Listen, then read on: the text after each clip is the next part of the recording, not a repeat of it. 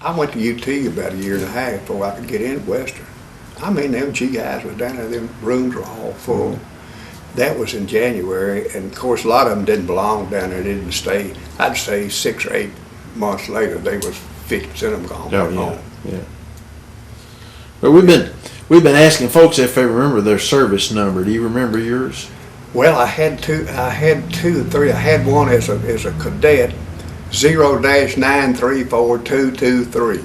That's the first one I had when I went in, 0-934-223, as a cadet. And then we got discharged from being a cadet and enlisted in the United States Army Air Force. For some reason or other, the cadet program was different, had a different serial number. 0-934-223 was the first one. I can remember that. And but it was an interesting situation to go through. But when that happened, I've always regretted. Of course, back then they didn't have any counseling at all.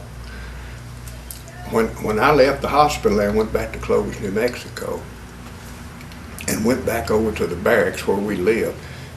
Each crew lived in one barracks with a wall in between and a door in between. The officers lived up front, enlisted men lived in the back.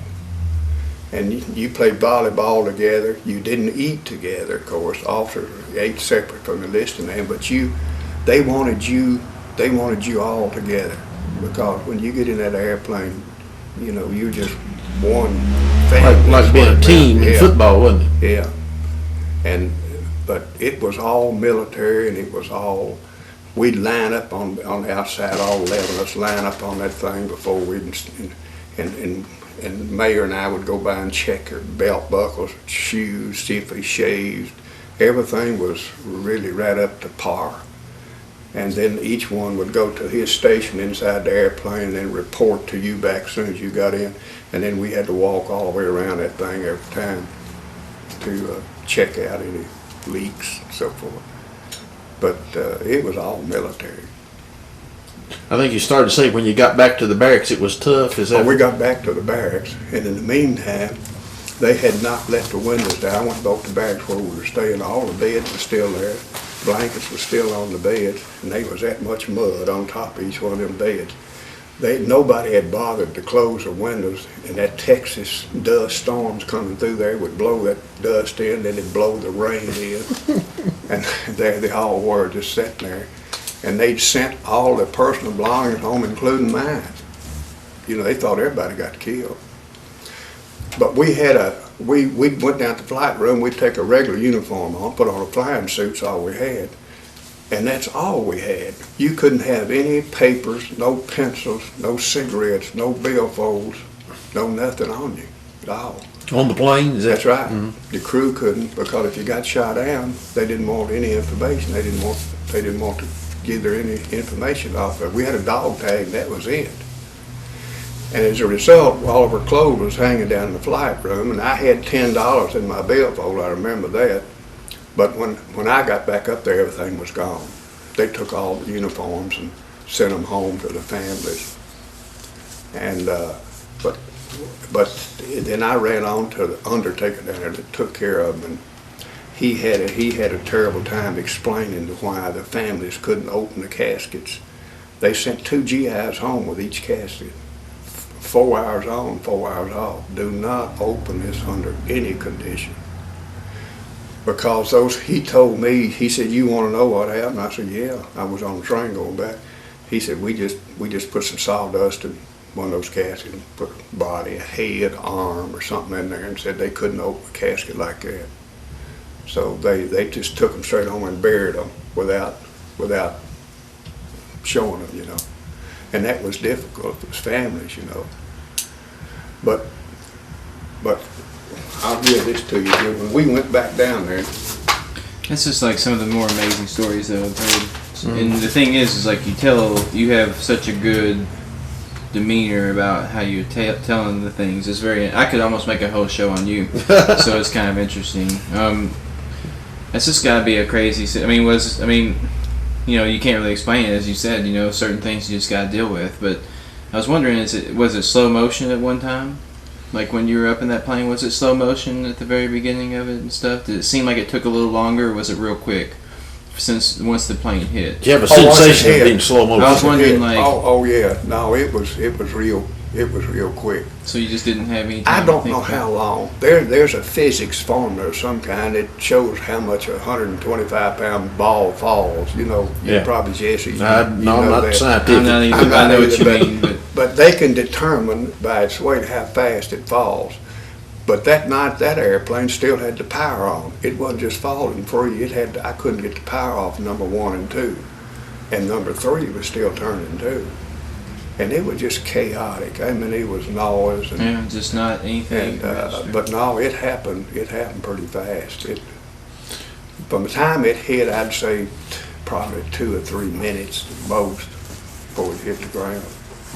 Well, you've already told us that after you got home, you went to school on the GI Bill. Then what did you do after you finished college? All right, I went when I started to go to go to Western, and all of the schoolrooms down were full of. They just didn't. That was in January of 1946, and so I had to wait. And in the meantime, Frank St. Charles out here and Tubby Grissom, and a couple more was at UT.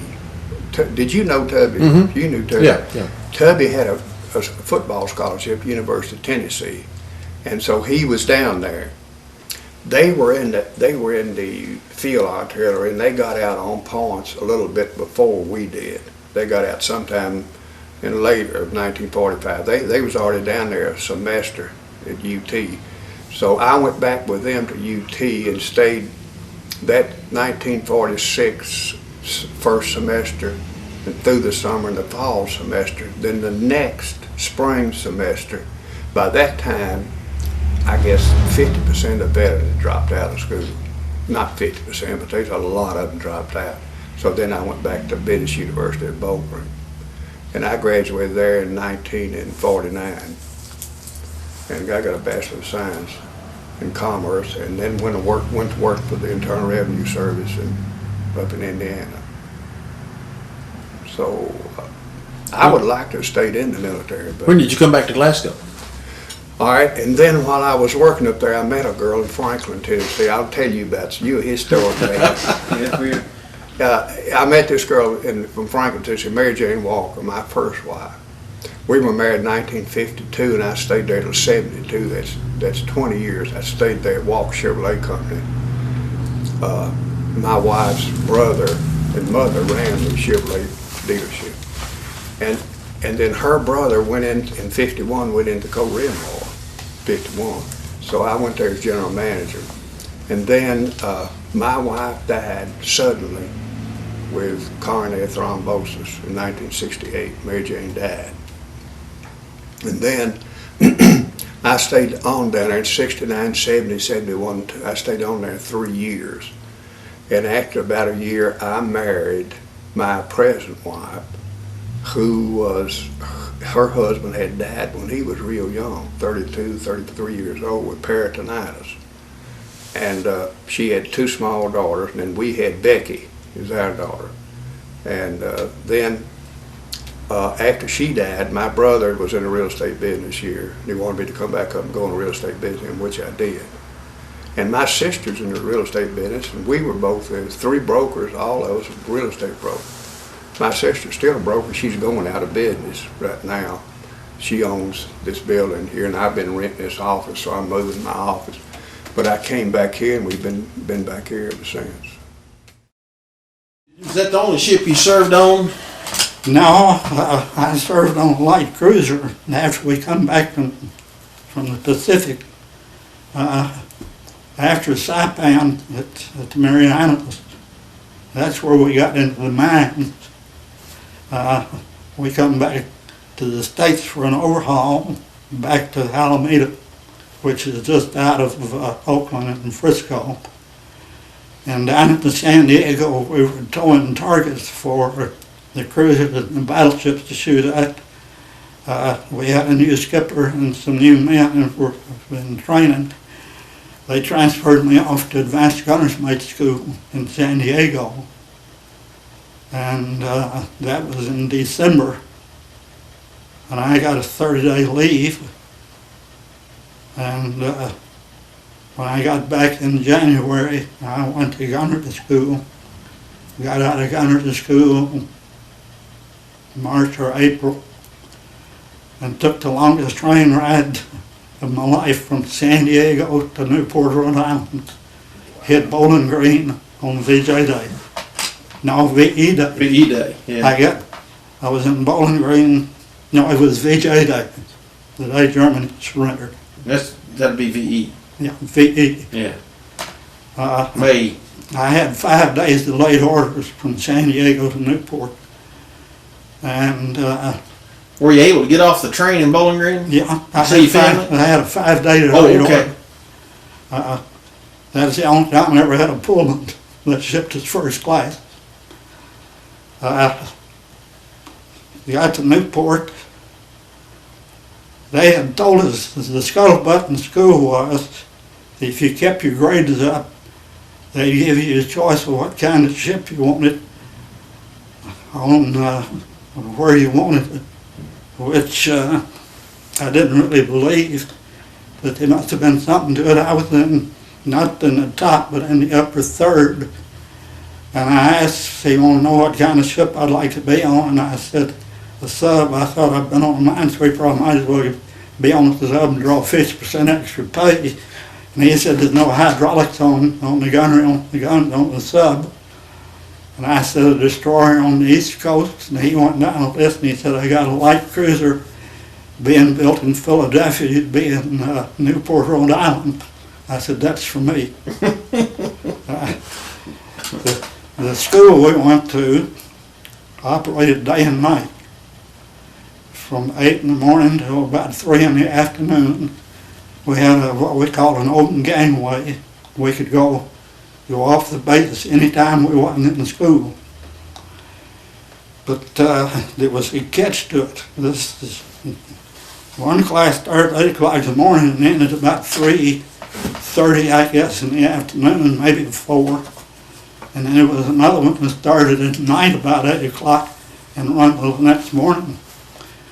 And you advanced one phase each week. If you flunked 1 week, you made it up at night. So you was going to school Practically around the clock, weren't you? around the clock, and we had some guys that had that ID card that was in San Diego every night, and after about 3 weeks, 2 or 3 of them in our class was going to school nearly 24 hours a day. And the scuttlebutt was on that, when you flunked out, you went into the amphibians. And I didn't want any part of the amphibians. I can imagine. Well, what were you still on the East Coast when the Japanese surrendered? Yeah. My brother went overseas right after I got back to the States. And after the war was over in Germany, he come back and I asked for a 5-day leave. No, I guess I asked for a 5-day leave to go in and surprisingly got it, got home on the day Japan surrendered. So I hit Bowling Green on VE and VJ Day. And my brother come in while I was there, so I wired in for an extension and got a 5-day extension. Really, there wasn't anything for me to do much at Newport. I pulled 30 days shore patrol, and I was a master at arms in the mess hall, and then we went in training when they got enough men there to kind of go into a training program. We went to firefighting school and took the boots, and my job mostly was taking the boots to different schools there. And then I went down to the ship was actually being built in New Jersey right across the river from Philly. And I was sentenced about a dozen officers went down there 2 or 3 weeks before commissioning date. She was still in the shipyard when we got down there. We were supposed to go on and get acquainted with the ship and look it over. And we spent most of our time in Philly. When were you discharged? I guess it was in April of '46. I went on a shakedown cruise on the Fargo. We were commissioned in December. I had a shakedown cruise down in the Cuban Virgin Islands. That's the only casualty that I knew anything about during the war. Was we lost a man somewhere off the Virgin Islands one night. Just overboard and Yeah, at anchor. And I was at a ship reunion in the summer and talked to 4 or 5 different people, and none of them remembered. But I don't see how they can forget it, because we searched ship 3 times. And the last time before we searched it, they told the officers if he was found locked in a compartment somewhere, they would be held responsible for him. And if we found him starved to death or suffocated, they'd hold him on charges. The first ship, the minesweeper, we had the bare necessities.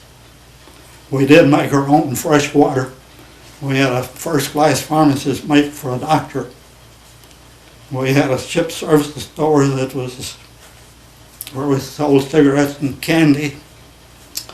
It was maybe 5 feet square. The cruiser, we had a soda fountain on it. We had a small library, had a barber shop, had a tailor shop, had a dentist with 2 or 3 chairs, had about 5 chairs in the barber shop, had a laundry, tailors, machine shop, foundry. It's like being in a deluxe hotel on the cruise. big change, wasn't it? Big change. When you were discharged, you said April of '46. Mhm. What were your plans, or what did you do when you got home? Well, I was kind of looking for a job, and I went to work for Ferry Seed Company, and they run me all over the country. So I got a hold of my brother, was working in Cleveland. He worked for Liquid Carbonic in Cleveland, and I got a job with Liquid Carbonic. Liquid Carbonic made CO2 gas and dries and soda fountains and all kinds of luncheonette equipment. And I worked up there for about a year and a half. And I decided I wasn't going to work, so I went back to Bowling Green and went to Western. Well, when did you get your degree there? 51. Well, I know where you ended up, but where did you go from? Okay. The best deal in Kentucky in '51 was about $1,800 a year. And I went to South Carolina for $2,600. Anna had 3 years teaching experience, and she got a job at $2,400. But an industrial arts teacher had a little edge. I taught 1 year in the public schools there, and then went to the school for the deaf and blind for 2 years at $3,600, and the second year there at $4,000. I thought I was in high clover. And because the folks was getting old, we come back to Kentucky, and I went to Horse Cave and taught 3 years, and then come to Glasgow, and have been here ever since. When did you start teaching in Glasgow? 57, I believe it 57. was. Okay. And I know you'd been there a few years when I got there in '63. When did you retire?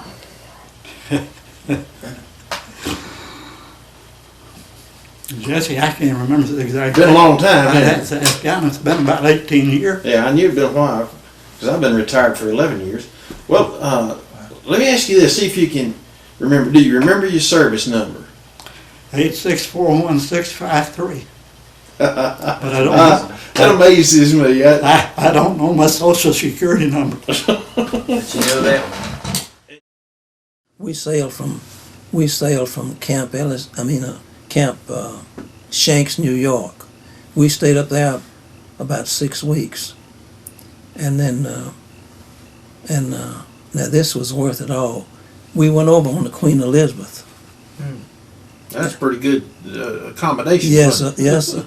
But I didn't think it was because, well, the Lord. When I look back, the day before we left, it was on a Sunday, and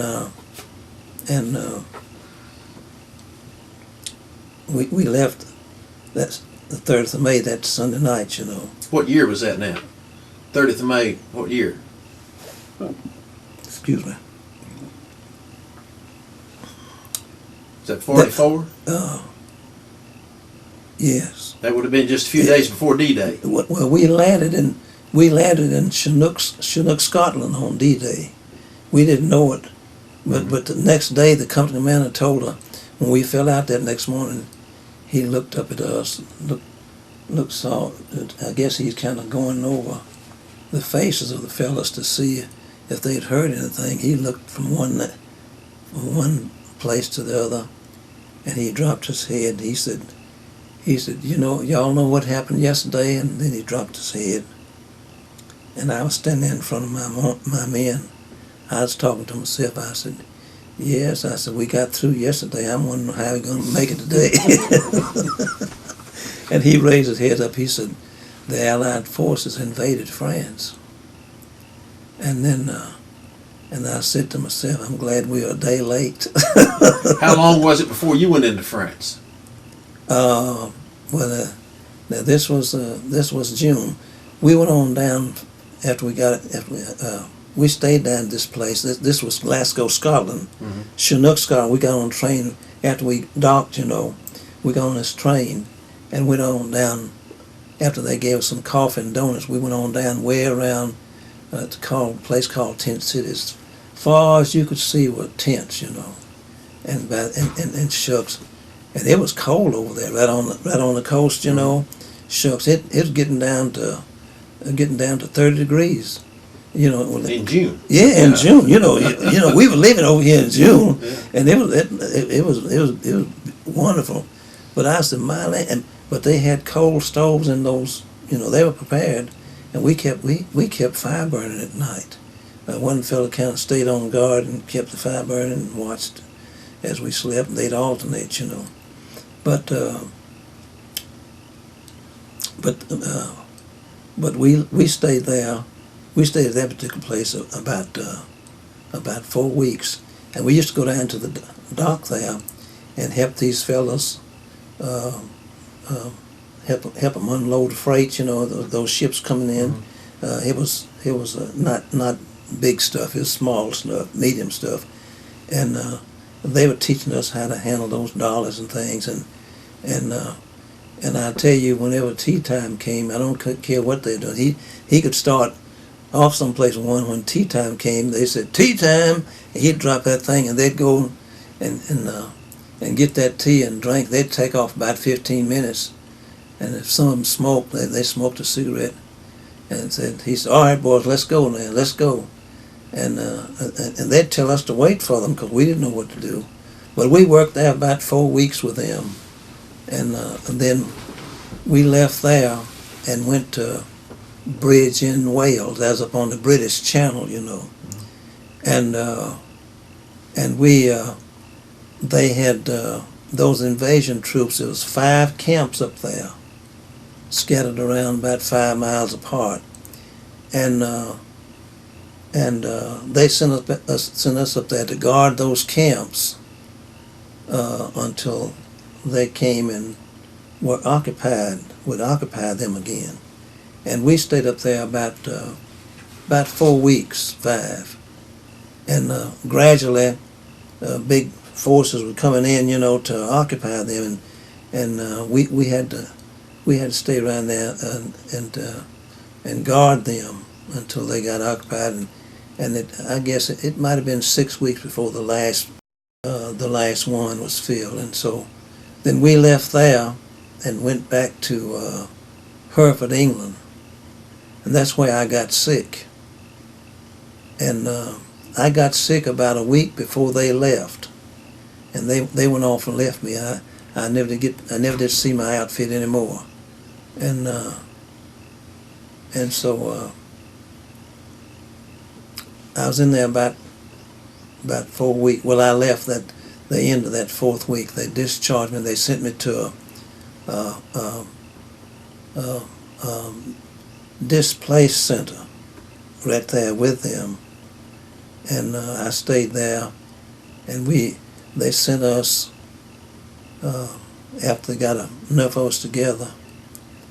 They sent us across the English Channel,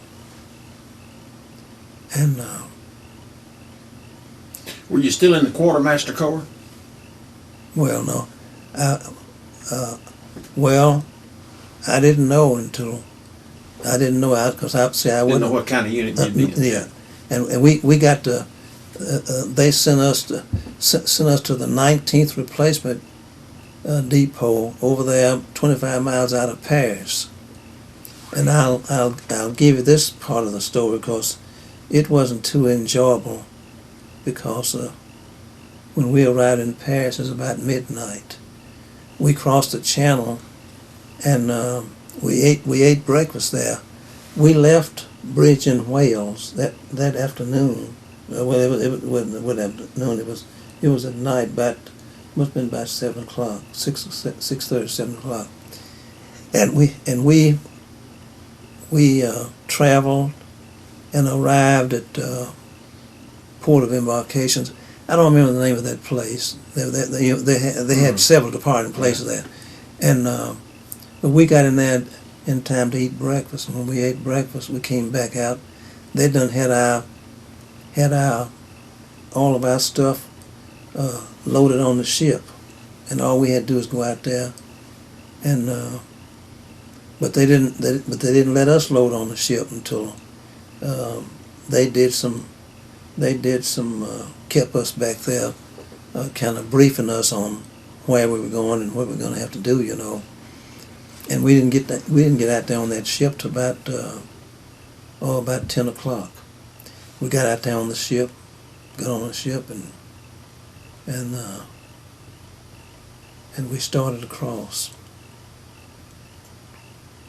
And when we stopped out there, we looked and saw all this mass of sunken ships over on the other side, on the French side, as far as your eyes could see. I didn't see it at first because we stopped and we had to get out into the landing barges, and those fellows also were putting our gear and stuff in another landing barge. And so when I had my duffel bag with me, and when I set my duffel bag down after I got into this landing barge, and I kind of raised my head up and I looked, and I was down to here, but I could see across the channel, and it was just ships turned every way. It looked like a mass of iron. It looked like a junkyard, and as far as your eyes could see, either way, it kind of gave you an idea of What had happened? it really, and it wasn't funny.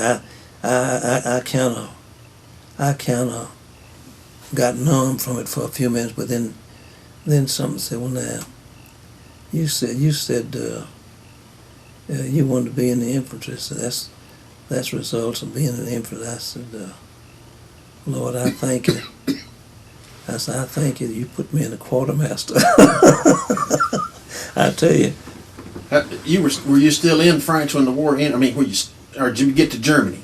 Did you? Oh yeah, we were on our way to Germany then. We got to this. Well, what happened when we sat back here from the beach where we landed? Mm-hmm. We sat back here, and it's just rows of apples where they make that cider out of, you know. But we found some trees where the apples were a little riper than the others, you know, and we ate some of them. But being a country boy, my parents used to tell, my grandparents used to tell, not eat too many of them green apples because they'd make you sick, you know, and said you'll never forget that sickness either. And so I remember that.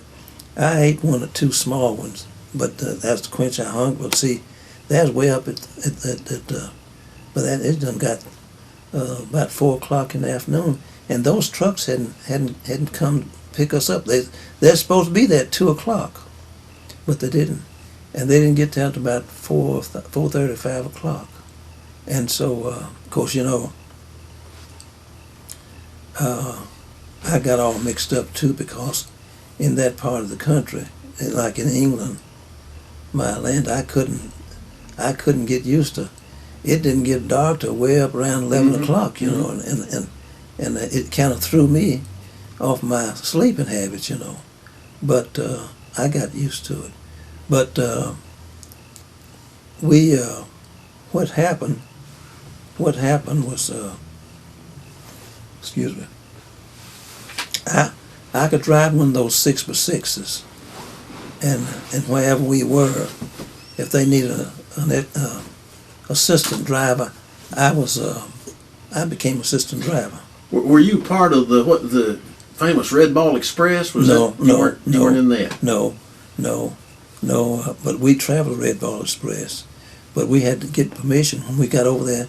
You had to get permission to be on there, and they identify. You had to be identified. You had to identify yourself and what specific time you're going to be on there. Mm-hmm. They are really strict about that.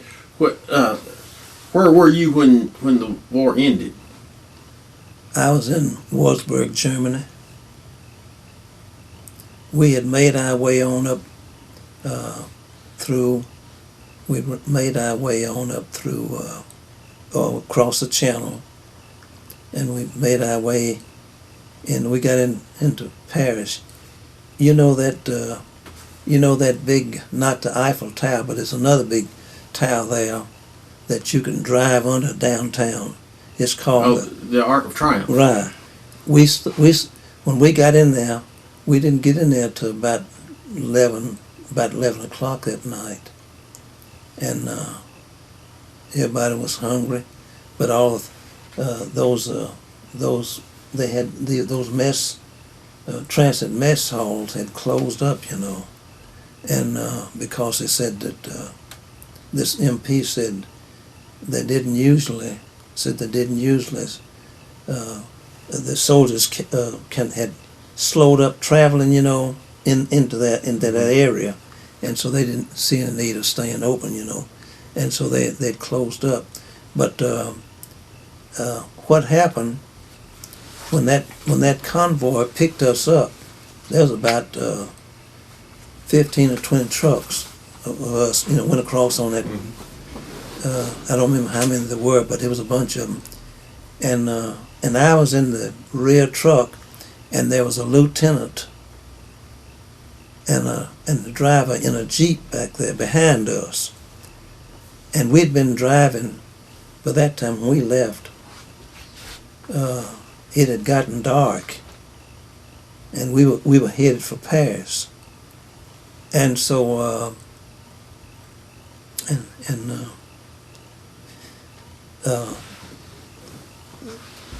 somebody came, another Jeep came back there and got this Jeep. We never did know what happened, and this lieutenant, and they pulled out around us and went on up as fast as they could go. We never did know what happened, and so we stayed there. We're about to run out of tape. There's a couple of questions I wanted to ask you. Okay. Before we run out of time. Uh-huh. First of all, and you've already answered this with your comments earlier, but I just wanted to ask you this specifically. Was there ever any time when you resented the fact that you were fighting for a country that treated you as a second-class citizen, as a black man? Mm-mm. I didn't think that I could tell from your earlier comments about of being taught to respect your country and so Oh. forth. And I just wanted to ask you that question. And another question I want to ask you is, when did you surrender to the call to preach, and how long have you been pastoring? Well, I surrendered to the call to preach after I got back home. Here's approximately, as I had counted, approximately 5 years and 10 months. I came back home and got my discharge from Fort Knox after I almost died from seasickness, two of those North Atlantic gales in the low Liberty. Now that was a contrast. I guess in all my life I've never seen a contrasting that Liberty ship with that Queen Elizabeth. That would have been a difference. we went over there in 6 days across, and they let us. There was wax, and all my land. It about 4 decks, and those the sunshine of when we left New York. I think it was 2 of those tugs pulled her out of her berth, and got her out there, and I've told this many times, and so when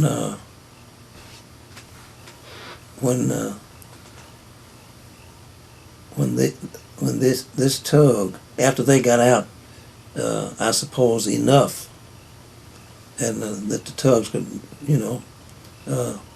not have to pull them.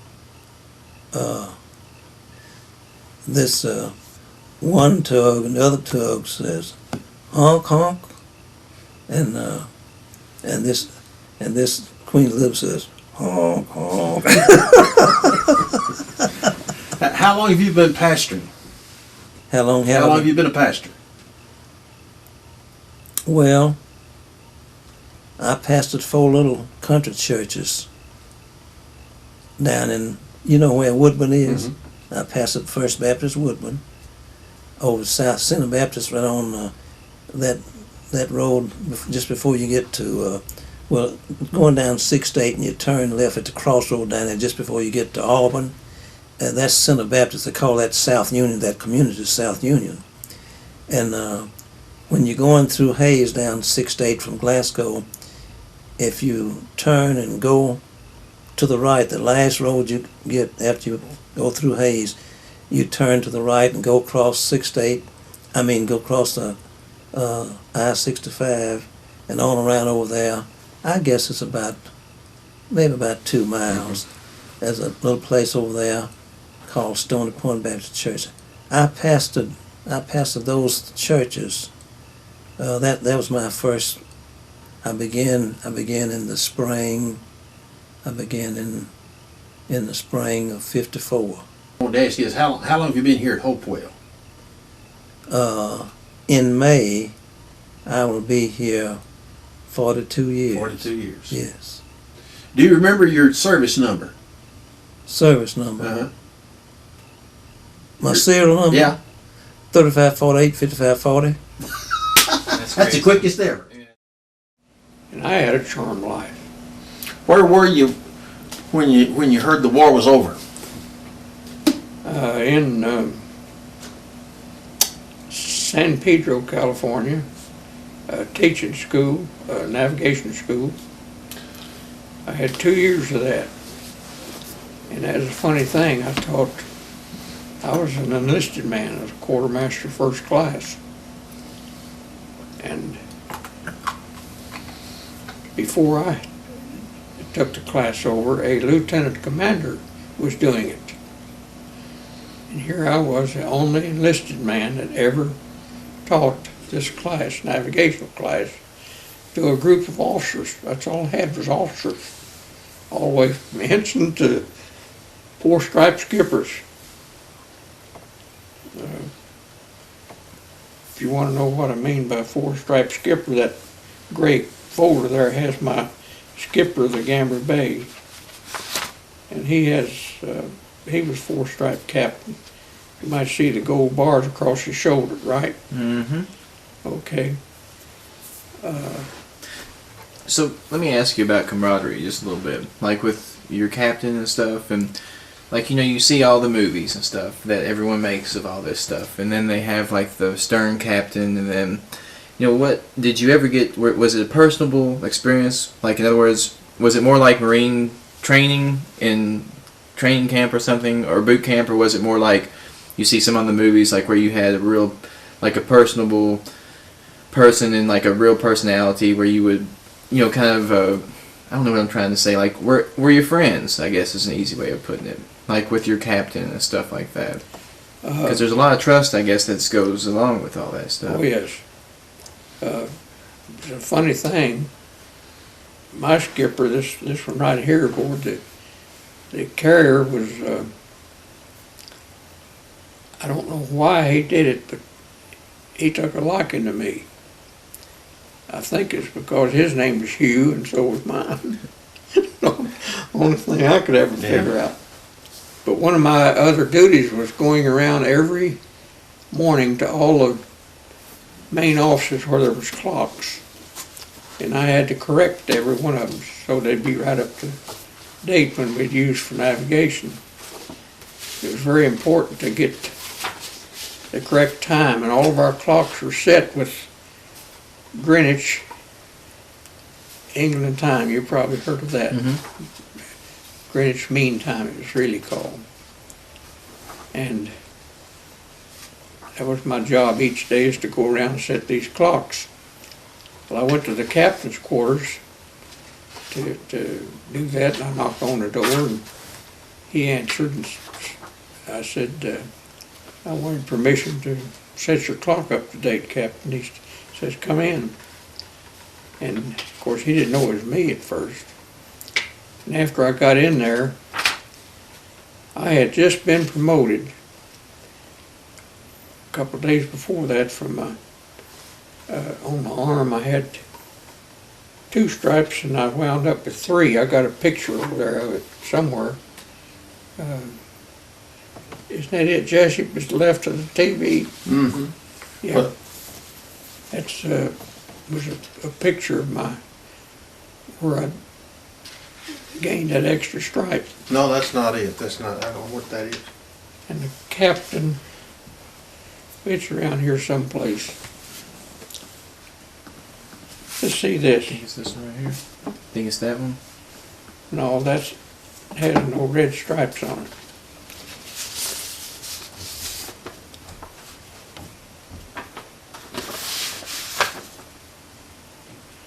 No. Did the captain survive the sinking of the ship? Yes, he was transferred off before that all happened, but the other skipper that took his place survived. Most of the crew survived, didn't they? Most of them. I think they lost. Jenny, what'd you read that they lost? I think there was a crew of 1,100 and there was 450 of them left afterwards. Seems like that's what it was. When did you leave the Navy? When did you get out? When was I discharged? January the 7th, 1947. So you ran a little over 6 years. Yeah. Or When it was my time to be discharged, there was just no way that they could handle all of them. It was getting out at the same time. And I had to wait a few days to get my final orders, and I was in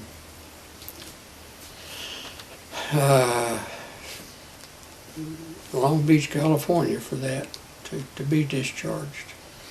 Well, let me ask you something. I intentionally didn't tell you I was going to ask this. Do you remember your service number? Is that the right name for it? That's it.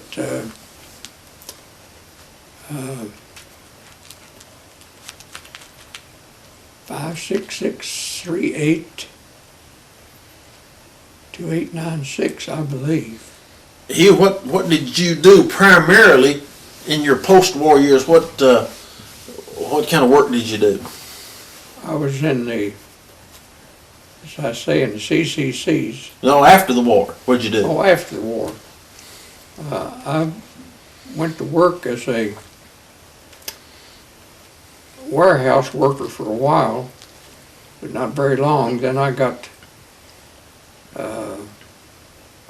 a friend that lived in Montana that wanted me to come up there. He lived close to a summer resort, and it was for lease. And he wanted me to come up. I used to live with him when he was in Long Beach for a long time, and he wanted me to come up there and see if I could get that reservation to manage. So, oddly enough, I just packed up everything home and took off. My oldest boy was about 2 years old then, my oldest child. And we took off for Montana, got up there, and lo and behold, that place had been leased for someone else about 2 days before that. So I missed that.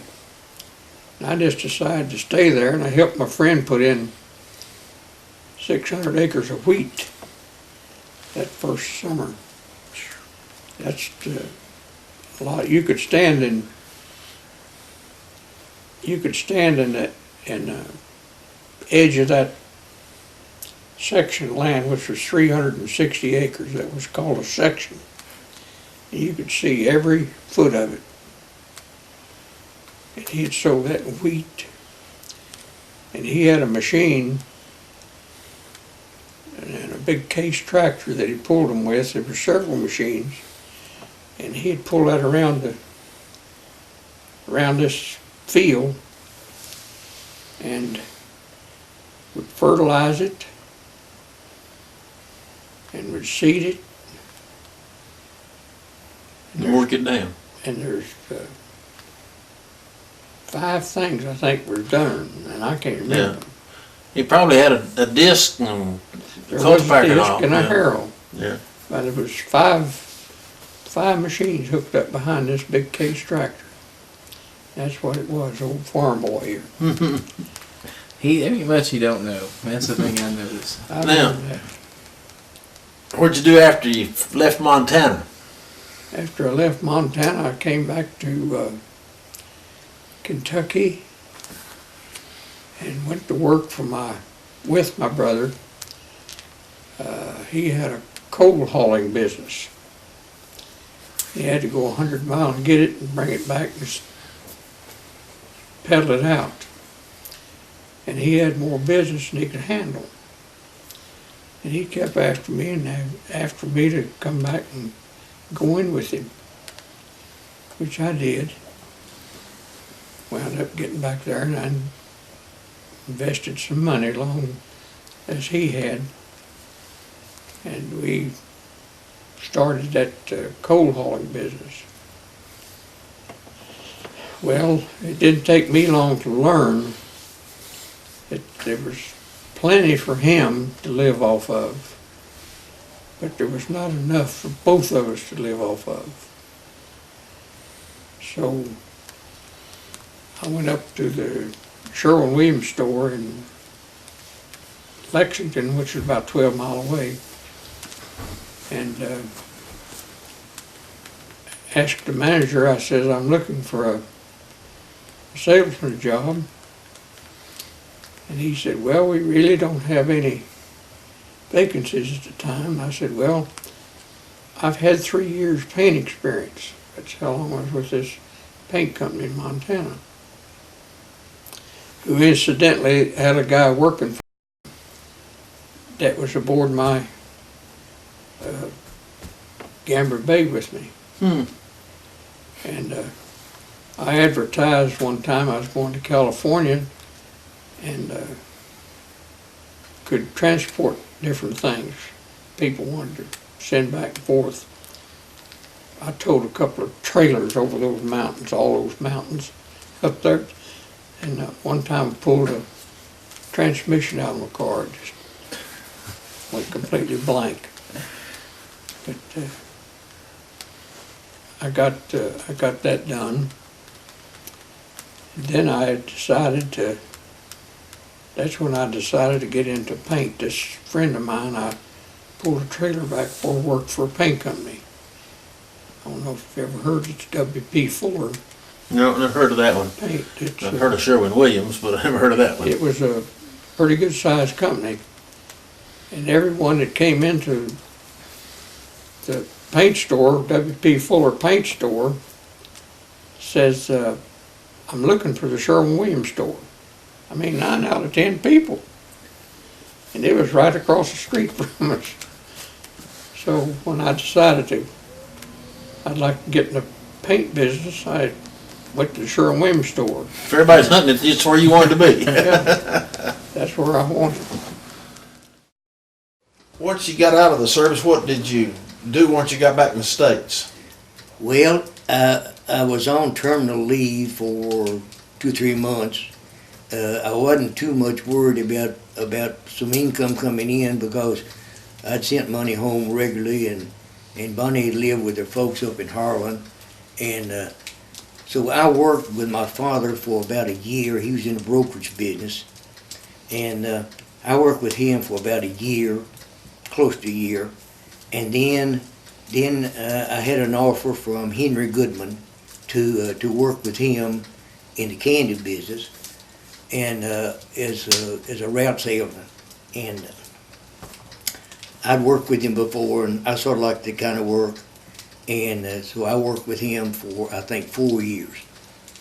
And then I knew that I'd gone about as far as I could go, that he owned the business, and I was working as an employee, and he's a great fellow to work for. But I had this chance to work for Mutual New York Insurance Company. And I knew that I could, if I'd work hard, I could probably make more at that than what I was doing. And so I did that for nearly 8 years. And then Henry came to me one day and he said, Jack, he said, the business has just grown and said just more than I can handle. And he said, I would really like for you to come back in with me, not as an employee, but as a partner. And he said, I'd like to sell you part of the business if you'd be interested. And he said, I could sell you 25% of it, and I'd have 75%. And he said, we both draw the same amount every week. And he said, once a year, well, we'll see how we've done and split things up. And I said, that sounds good to me. So I didn't have any money to save much. So we mortgaged the house. We'd already built a house. We mortgaged the house and borrowed a little more money and put it into the business. And it didn't take but 20 years to pay it off. Got it all paid off. Wasn't for 20 years. It started slow, but we lived well. We've had a great life. Bonnie and I have had a great life. How long have you been married? How about 63 years? God, I'm 63 years old. Yeah. Wow. Yeah. Been married as long as I've been alive. We've been married six. Life's been good to us. That's It absolutely amen Yeah, to it that. is. Yeah.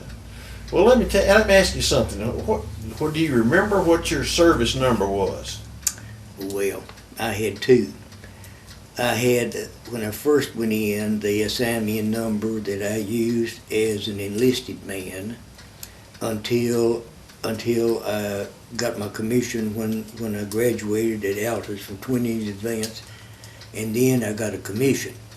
And the first number was 14132 And then they assigned me another number, and I've got dog tags for both of them. The other number was 0206164. Now, why that sticks in your memory after all these years, I can't tell you. I don't think I've ever asked anybody that didn't remember. Yeah. And, that amazes me. The little dog tag has your blood type on it. It's got when you got your tetanus shot, and it's got what your religion is. It's got an A for blood type and a P for being Protestant, and it's got T, 43 and 44, a tetanus shot, and 43 and 44 on the dog tag. Did you ever do any flying after the war? Well, I flew several times with Todd Moore. I didn't own a plane after the war because that's an expensive hobby. It'd be great if you were in a business that you needed an airplane, but it's an expensive hobby to have. So I flew with Todd Moore several times, and I've flown commercially quite a bit. So that's the cap I wore part of the time I was there.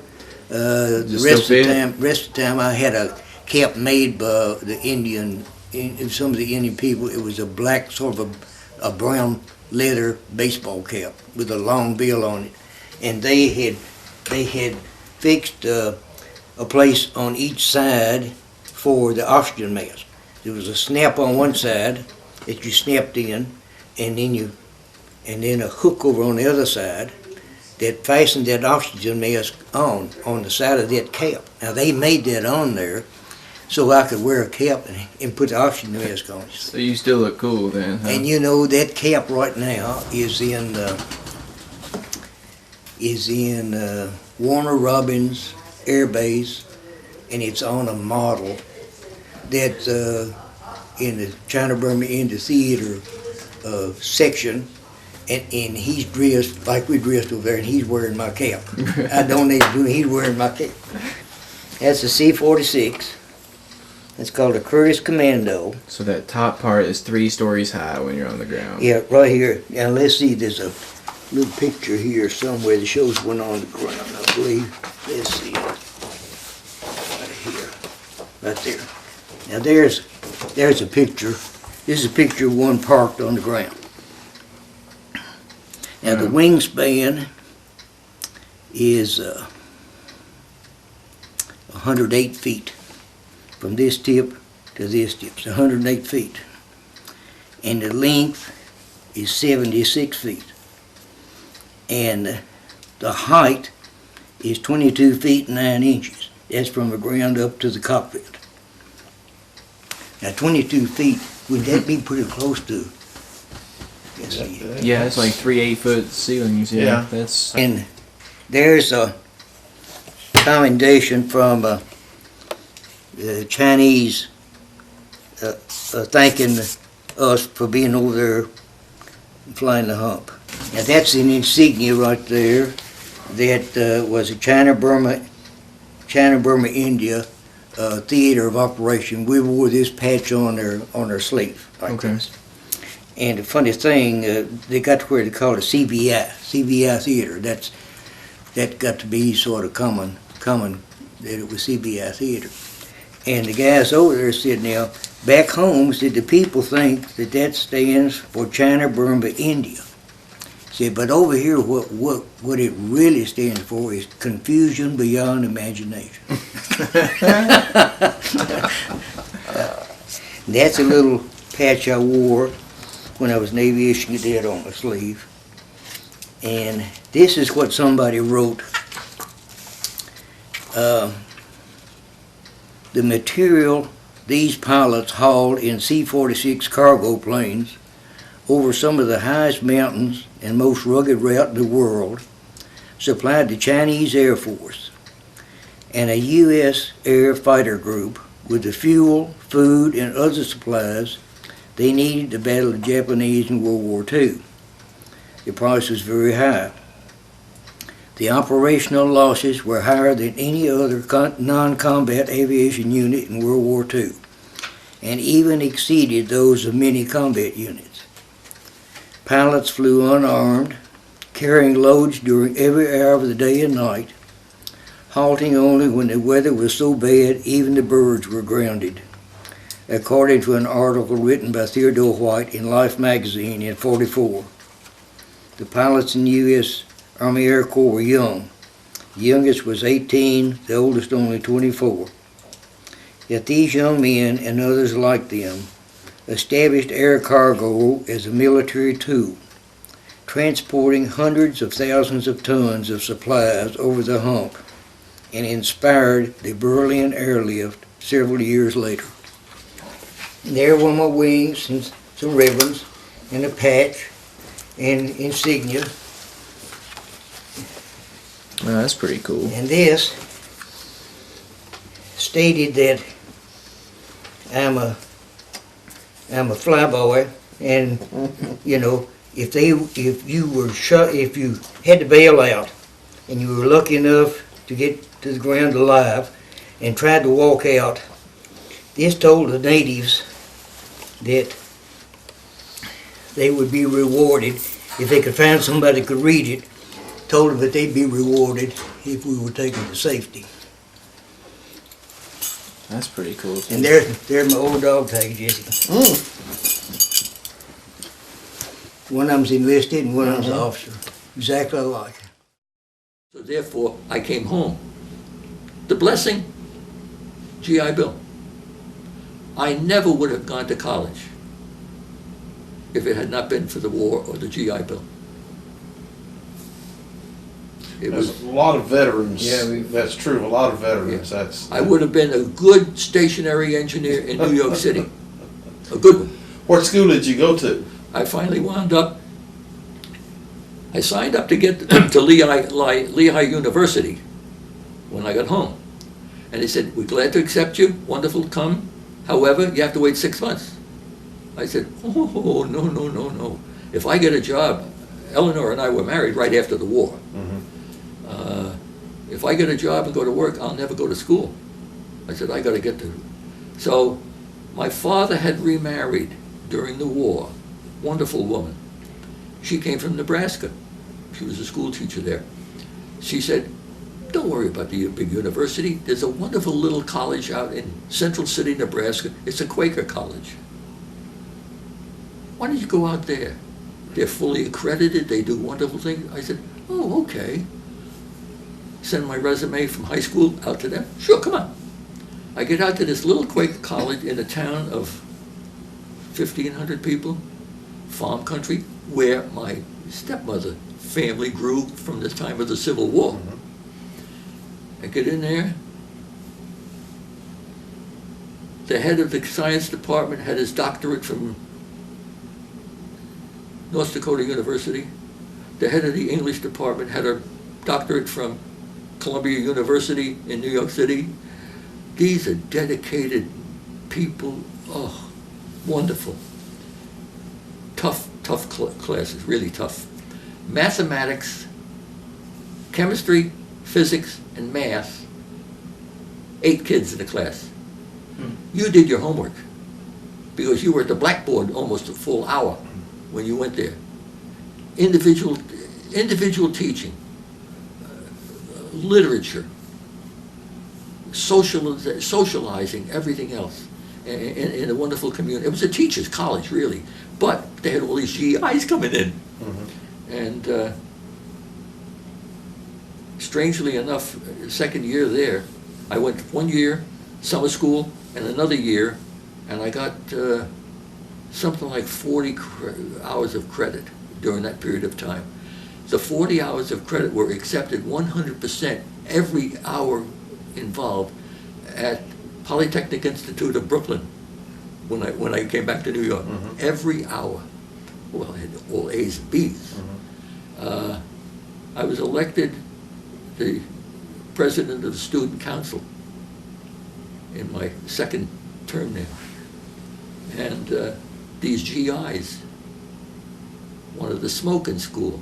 I said, you can't smoke in school. I said, let me see what I can do. I go to the president, an old Quaker, wonderful man. He said, they can't smoke in school. I said, how about we negotiate a little bit? I said, how about we take an old room down in the boiler room, and I get a couple of buckets of sand, and we open up the windows, and that's the only place they can smoke. He said, no, but in the classroom? Oh, no. Okay, so we did that. Then we had chapel every day. And these sailors and soldiers said, we don't want to go to chapel. I said, you stop it right there. I said, you have two options. You're going to go to chapel every day, or you're going to go to another school. Oh, that was the end of it. But it was really a wonderful experience there. I don't think if I had gone into a big university as a freshman, I would have been successful. Really. These people, he started out in math. He started us in high school algebra to get us prepared so that we could do final calculus and all of the things we had to do. Literature and composition and grammar and everything was done from high school to get ready to be freshmen in college. These are the kind of people that we were taught by. Wonderful. So all of it wound up, well, how to make a living. Eleanor and I had our first child out in Nebraska. We come back to New York. I think we were down to the last couple of $100 in the bank. Always make a living. I go down to Union Hall with my father. Get me a job. I want to be an oiler in a factory. Sure. So I went to oiling in the factory and school at night. And I had 2 years out of college in Nebraska, and it took me 4 more years at night school to get my bachelor's degree. But I always had a job. And Where'd you get a degree in engineering? yeah, I'm a professional mechanical engineer. And then later on, when I was in industry, I went on up at Temple University Graduate School in Business Administration. But the company paid for that. But gratifying, wonderful. But, and that's why I had a lot of fun when I went into running factories. I built this SKF plant here from day one. I thought it was kind of funny that you're probably the only person in Glasgow that has been to Glasgow, Scotland before you came to Glasgow, Kentucky. I was thinking that's kind of I don't know. Probably not too many people that No. have had that, well, unless they came from Glasgow. Exactly. Then some came here for the Highland Games. You, How did you get to Kentucky? How did I get here? Yeah. Well, Was it SKF? I was the director of engineering at SKF Industries in Philadelphia, corporate headquarters, for all engineering. And we built the plant here. And I had a chief engineer working for me in Philadelphia that I sent down here to run that plant. I designed the plant with the architects and we built the plant. And I designed that plant. And then, years later, I came down to run it as director of engineering. So I knew all about Glasgow, and we brought our youngest daughter here, and we lived over on Uncle John's Lane. We built our home over there, and we know the city, we know the town, we knew everything. We went to church at First Presbyterian Church for years. Massey was our pastor. And then they wanted to double the size of the plant, and I said, okay, and we doubled it. And that's I was here at that time in 74 through 78. And I left SKF and I went to work for another corporation in Virginia. And I retired there, and in 88 we came over here and we said we're going to retire. Couldn't buy a piece of land in town. I didn't want to pay the kind of money the fools were asking for. So I said, no, we move into the country. So I come out here and saw a sign. I called up Garrett. I see a sign in your property. You want to sell it? Yeah. So we bought the land, and I said, go call Walter Baker and you pick up the deed and everything else and pick up the check there. And I knew everybody in town. So we came here. But your daughter told me she thought maybe one reason was the fact that your only grandchild was here. Is there any well, truth to that? that? Helps. That helps. But we found the predominant thing was the church, the community, family, and my daughter and granddaughter. My daughter in Connecticut and her husband, they have no children. I have a son in Colorado.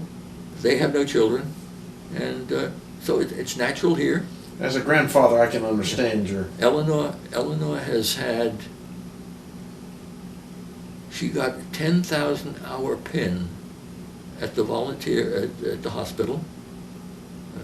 25 years, 30 years I think her pin is. She's been volunteering. So I've been a member of the Lions Club. I was I'm on the board of directors of the Salvation Army, but I was chairman, the county chairman, during the tornado. That was fun. Yeah. That was a lot of fun. Well, I've asked this question to several people, and with the memory you have demonstrated with all these things you remember, I'm sure you'll be able to answer this one, but do you remember your service number? I had two service numbers, really, 08996. That's my Merchant Marine service number. I never had a service number that I could recollect from the Navy. I didn't bother with that. That was,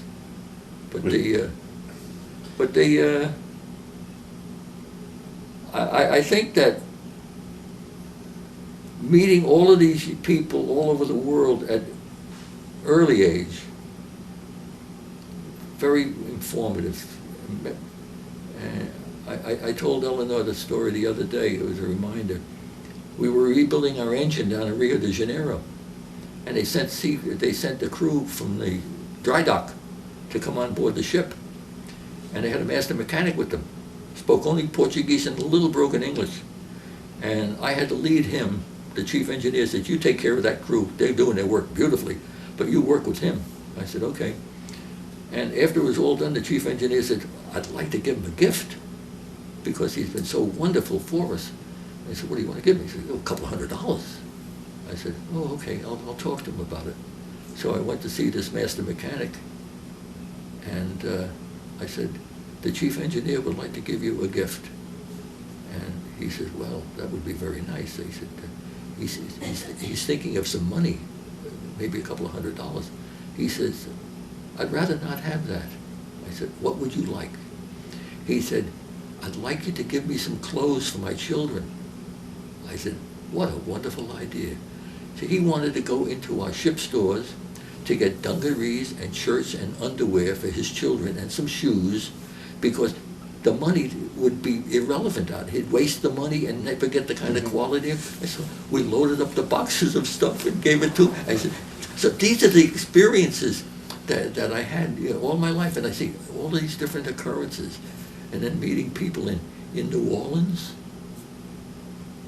during the war, go into a coffee shop and sit down. I said, "Give me coffee," and the girl says, "Do you want chicory or pure?" Mm-hmm. I said, "What?" "Chicory or pure?" I said, "Well, Jim, spin the wheels." I said, "Pure." She turns her back and she's going to the coffee urn, and I hear, "Damn Yankee." When did you leave the service? How long were you in after the war was over? Well, the last bomb was dropped in August, was it not? Mm-hmm. 45, and I was back home in September. You got back quick. I got back quick. Of course, you were still in the States when the war ended. Yes. I was at that point I was in Nebraska. Well, what did you do once you got back home? When I got back home,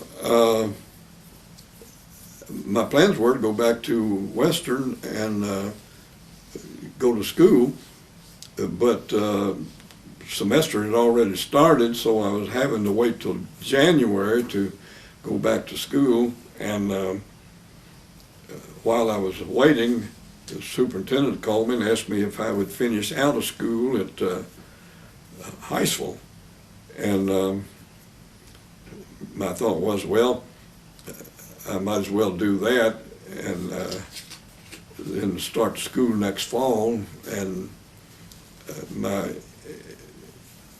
thoughts had been, from the time before I got out of high school, was going to law school. And I felt like after having been in the service, I needed to go back to Western at least another year and get my degree and go on to law school. So September and be the first of the year rather than the middle of the year, and that didn't seem to make that much difference.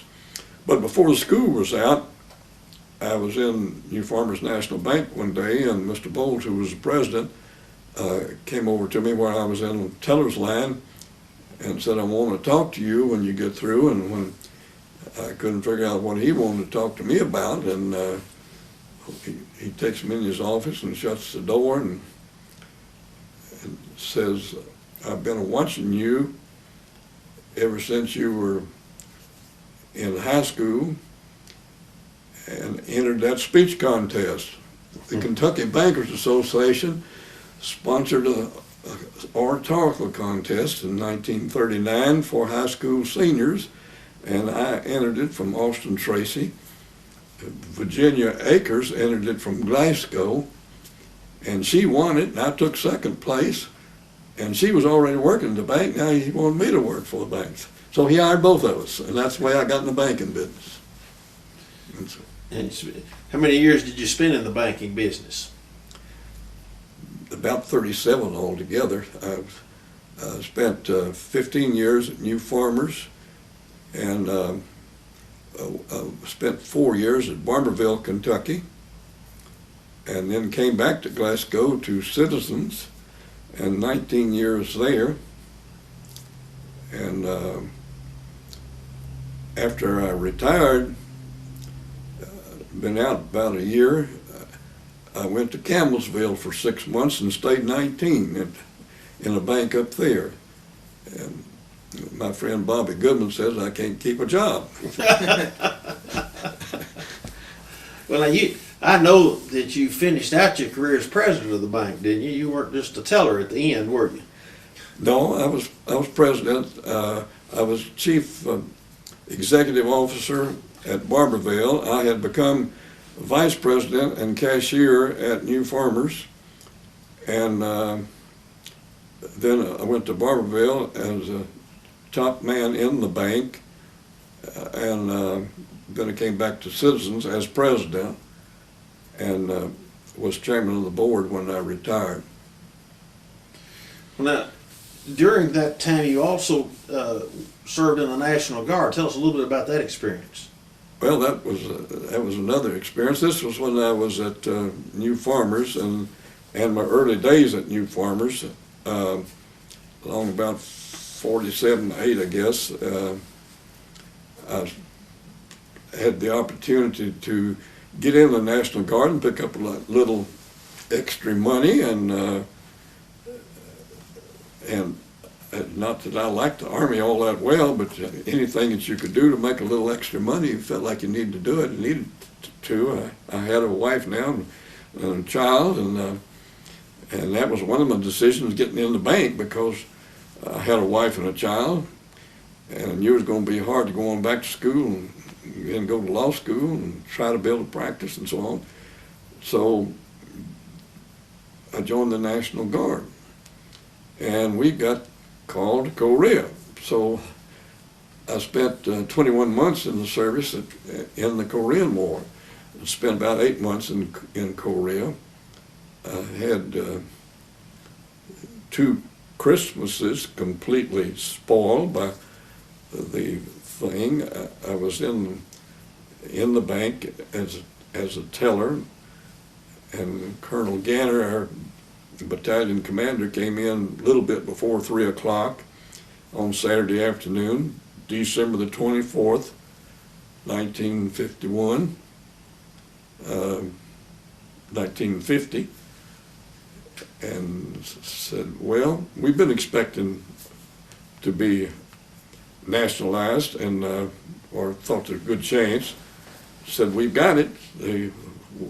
They're calling us up, and I said, Colonel, don't kid me. They wouldn't do it on Saturday afternoon, 24th of December, spoil our Christmas. And he reached in his coat pocket and pulled out the telegram, and lo and behold, they spoiled it. December the 24th next year, we landed in Busan. That wasn't a very good Christmas. Well, let me ask you another question. Do you remember your service number? Which one? Well, you had one from Korea and one from World War II, both, right? No, Oh. no, enlisted man and officer. Oh, yeah. Well, Jack Goodman had that same That's experience. right. Well, either one of them, or both of them, if you remember. My officer's 0702484 165976007, I believe is the other one. Isn't that amazing? It is amazing. I can't give you a rifle number or. I was the legal officer for War Crimes Court of an Army. When they formed the war criminal system, each Army had a War Crimes Court. And then, of course, there was the major court in Nuremberg. And each individual War Crimes Court of each individual Army would try lesser officers and so forth of the German Army that had committed crimes. And then in the more serious cases, the record that was made in that court was then sent on to Nuremberg. I was not a member or had anything to do with the Nuremberg trials other than I was there once or twice, and every time you went they assigned you a seat.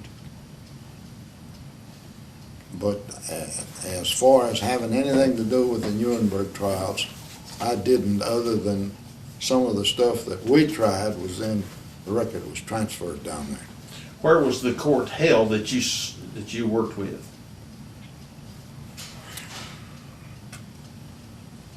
Oh.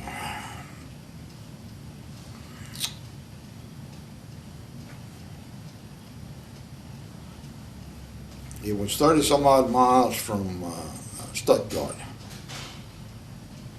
And had Germany in previous days, not immediately before the war or anything, but historically, as you know, consisted of many small kingdoms. Mm-hmm.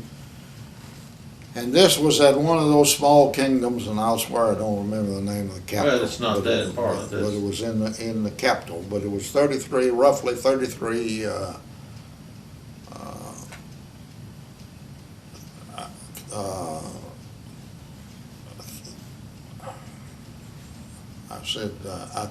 I meant miles. I think maybe I said something else. No, I think you said miles. Well, about 33 miles from Stuttgart. Did it say you did sit in on the Nuremberg trials and more or less as a spectator a couple of times? Yes.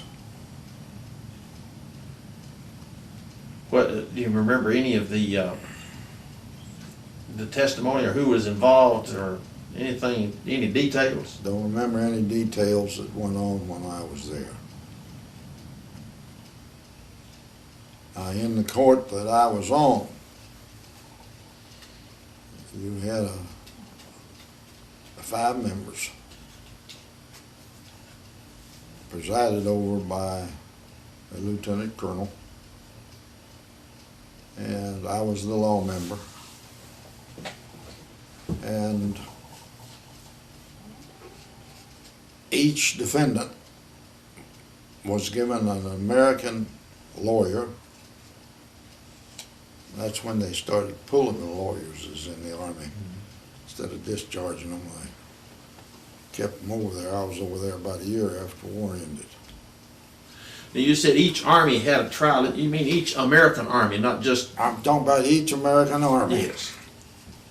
And the British would have theirs also, in the areas where they... in the area where they were. Right.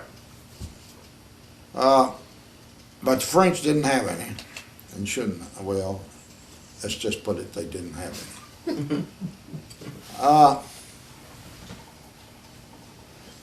But each defendant was assigned an American lawyer. He had a right to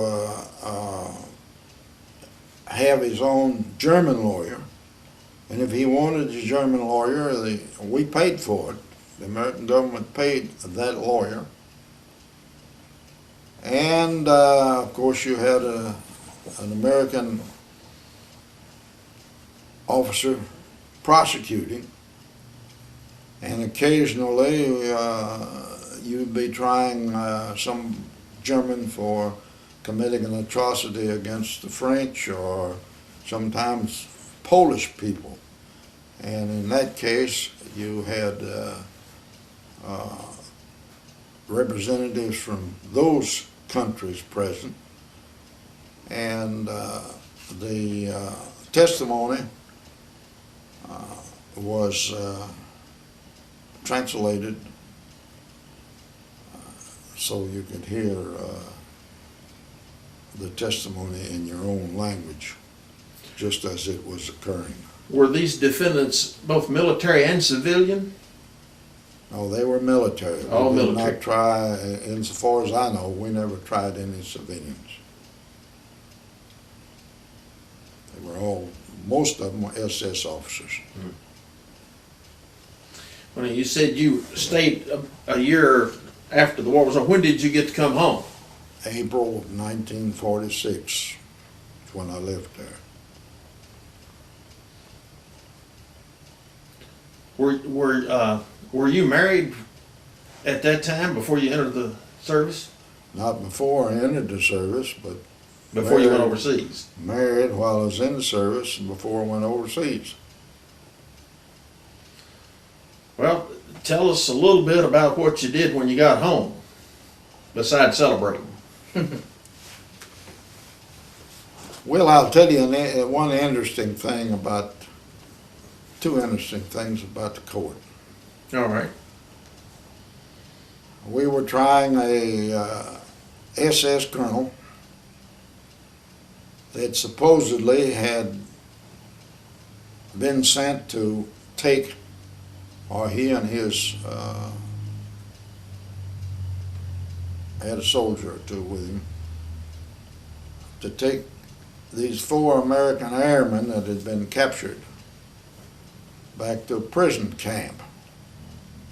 And instead, the proof was, and I don't think there's any doubt about it, as he led them out of the jail, the civilian jail where they were, each one of them, he shot them behind the ear and killed them, all 4 of them. Incidentally, the German public was allowed to attend the trials. They had reporters there and so forth. And we were trying this man, this colonel, and his name was Weger.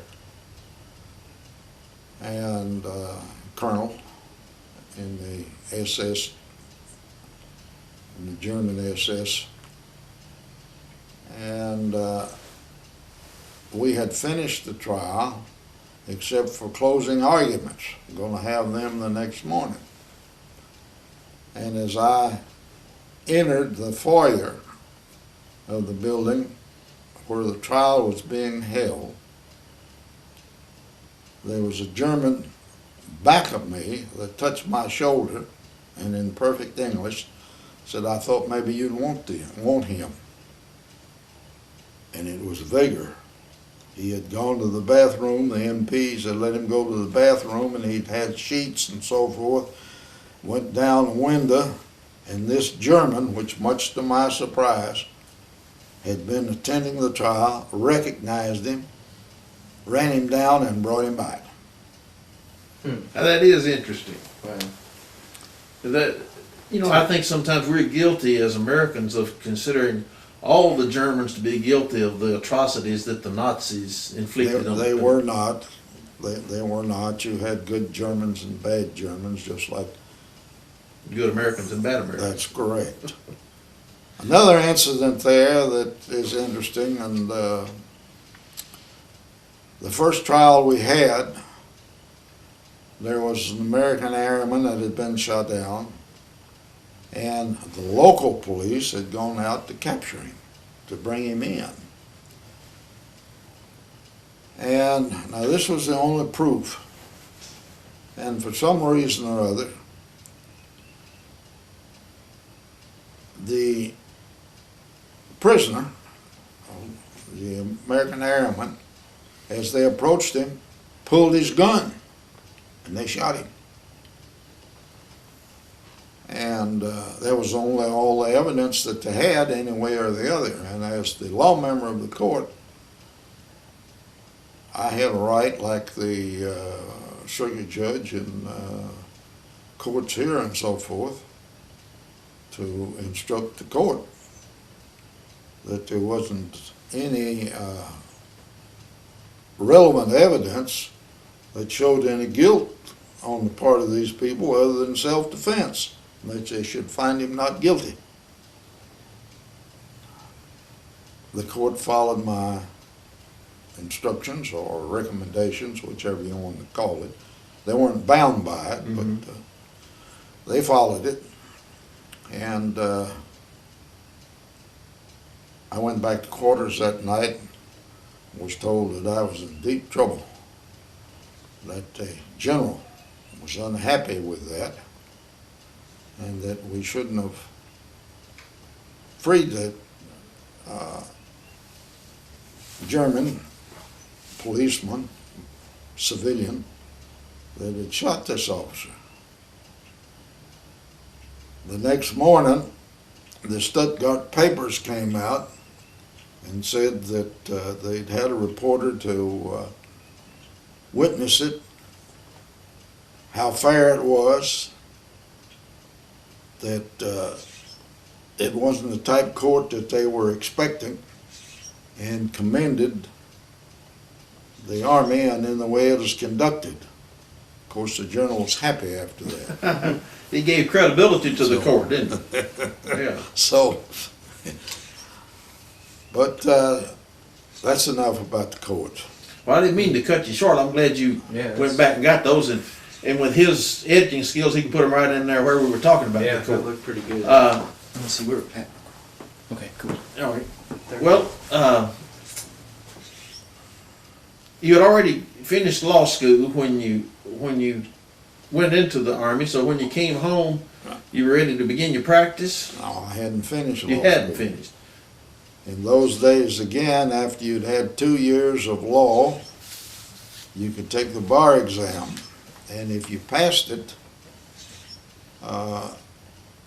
then you could start practicing law because you had a license and so forth, or you could return, or you could finish your 3rd year, actually. If I hadn't been to the Army, I'd just gone on. But anyhow,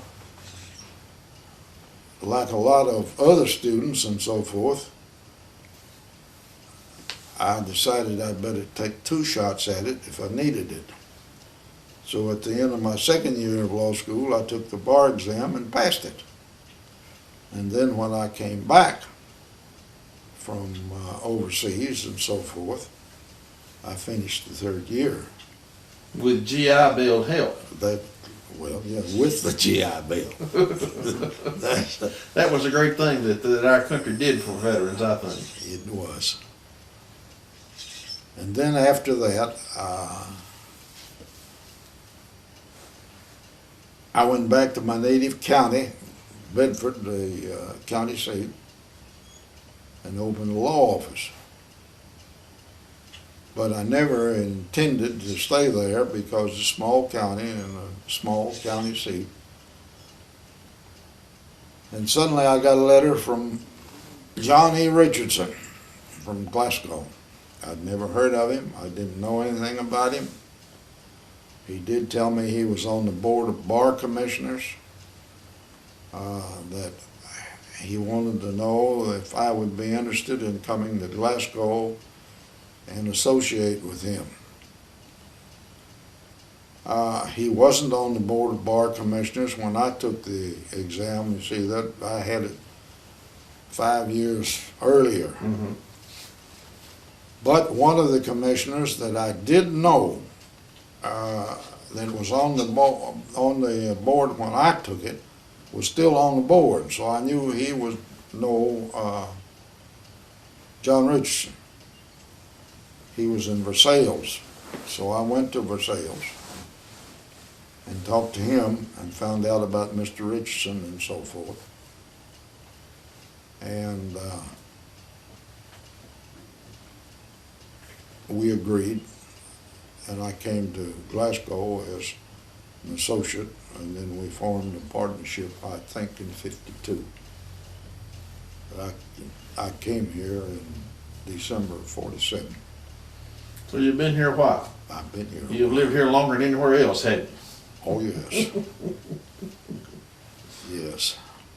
Well, now I know that during your time here in Glasgow, you've served as the attorney for the Glasgow Board of Education. Any other, other than just practicing law, any other positions you held like that? Of course, right now I'm the attorney for the Glasgow Airport Board. I've represented, but I wasn't the official attorney all the time, but I have represented other school districts and so forth in litigation involving schools. I also served one term on the city council. Didn't run for re-election because at the end of the term I was appointed the Mammoth Cave commissioner for Mammoth Cave National Park. And that was only part-time. And eventually that developed into, the position, instead of calling it commissioner, it's now known as United States District Judge. And that was changed in the name during my tenure there. But I served as part-time commissioner and then part-time United States District Judge until they retired me. And you were in that capacity when I was working as a guide there in the early '60s. I remember anybody that was caught picking up rocks in the cave or poaching game and all had to come before your court. That's right. Well, one of the questions that I've been asking folks is, can you tell us what your service number was? Oh, no. No, I can't. Not right now. Do you still remember your service number? Yeah, What is it? 306874.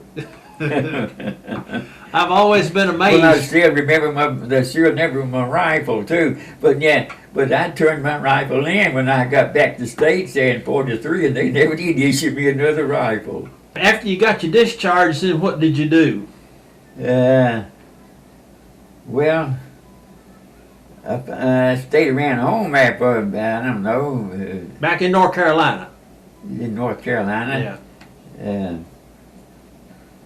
I stayed there until she got discharged in May. I didn't stay home more than a couple of months. Not even that long, I don't guess. I went to Louisville and went to school. Went to school up there at that United Television Laboratories for about 2 years. And then, before I finished school, another boy and I went up to Cincinnati and took the FCC test. And I had a radio telephone operator's first class license. And at that time, all broadcast stations had to have a first class engineer on duty, standing transmitter watches of the whole full time, and taking transmitter readings, log them every 30 minutes, And I hadn't quite finished school. I had about 6 more weeks to go. And the station down here called up there and wanting to know if they had any first class operators. And as I had my first class license, and they told me if I'd take the job down here and go ahead and work, they would at the time my class graduated, if have the manager down here send them a letter and recommend telling them my work was satisfactory, they'd go ahead and send me a diploma. Now, when did you come to Glasgow? Would that be about They 40? did. Huh? When did you come to Glasgow? Was that be 47 or They came to 48? Glasgow. They came to Glasgow in early part of 49. 49. It was 47 when I went to Louisville. Yeah. That's WKAY. WKY. Who was operating it then? Lou Raymond was the manager. He's the one that hired me. You remember him? No, I don't. No. Pete Hulse was the chief engineer.